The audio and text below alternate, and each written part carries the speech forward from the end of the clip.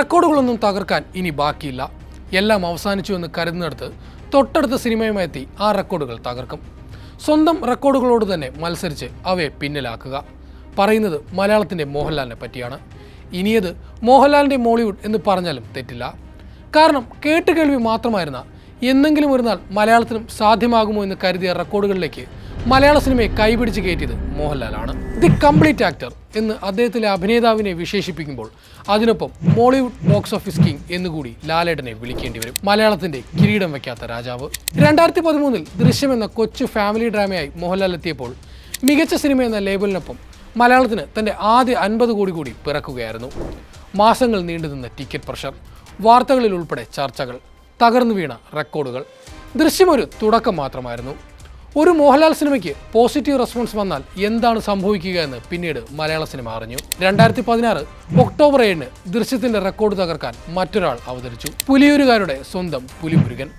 വൈശാഖിന്റെ സംവിധാനത്തിൽ മോഹൻലാൽ നായകനായി എത്തിയ പുലിമുരുകൻ 50 കോടിയെല്ലാം വെറും പഴങ്കഥയാക്കി. മോഹൻലാൽ തീർത്ത റെക്കോർഡിനെ മോഹൻലാൽ തന്നെ തകർക്കുന്ന കാഴ്ച.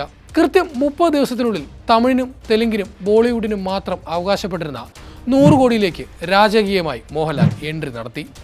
മലയാള സിനിമയുടെ വാണിജ്യ സാധ്യതകൾ എത്രത്തോളം വലുതാണെന്ന് കാണിച്ചു കൊടുക്കുക കൂടി ചെയ്യുകയായിരുന്നു പുലിമുരുകനും മോഹൻലാലും അവിടെ. തൊട്ടു പിന്നാലെ പൃഥ്വിരാജിന്റെ സംവിധാനത്തിൽ സ്റ്റീഫൻ നെടുമ്പള്ളിയായി മോഹൻലാൽ എത്തിയപ്പോൾ വെറും 8 ദിവസം മാത്രം മതിയായിരുന്നു ലൂസിഫറിന് 100 കോടിയിലേക്ക് എത്താൻ. 100 കോടിയിൽ ഒതുങ്ങേണ്ടതല്ല മോളിവുഡിന്റെ സാധ്യതകളെന്ന് മോഹൻലാൽ പിന്നെയും ഓർമ്മിപ്പിച്ചു. തൊട്ടടുത്ത സിനിമ എമ്പുരാനുമായി മോഹൻലാൽ എത്തിയപ്പോൾ വീണ്ടും ലൂസിഫറിന്റെ റെക്കോർഡുകൾ തകർന്നു വീണു. അഡ്വാൻസ് സെയിൽ മുതൽ ഫൈനൽ കളക്ഷൻ വരെ റെക്കോർഡുകൾ കൊണ്ട് അമ്മാനമാടിയ സിനിമ. റെക്കോർഡ് ടിക്കറ്റുകളായിരുന്നു ആദ്യ 24 മണിക്കൂറിൽ എമ്പുരാൻ വിറ്റത്.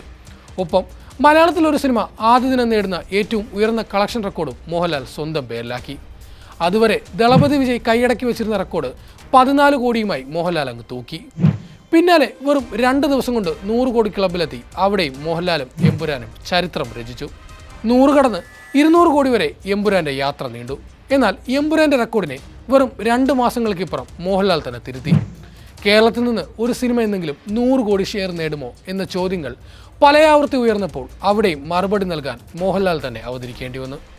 തരുൺമൂർത്തി മോഹൻലാൽ ചിത്രം തുടരും 6 ദിവസം കൊണ്ട് 100 കോടിയിലേക്ക് എത്തിയപ്പോൾ കേരളത്തിൽ നിന്ന് മാത്രം 100 കോടി ഷെയർ നേടുന്ന സിനിമ കൂടിയായി തുടരും. ഒപ്പം തുടരെ 200 കോടിയിലേക്ക് എത്തുന്ന മോഹൻലാൽ സിനിമ കൂടിയായി തുടരും. റെക്കോർഡുകൾ അവിടെ അവസാനിച്ചെന്ന് കരുതാൻ വരട്ടെ. ദൃശ്യം 3-ാം ഭാഗവുമായി മോഹൻലാൽ എത്തിയപ്പോൾ പ്രതീക്ഷകളും പാനോളമായിരുന്നു.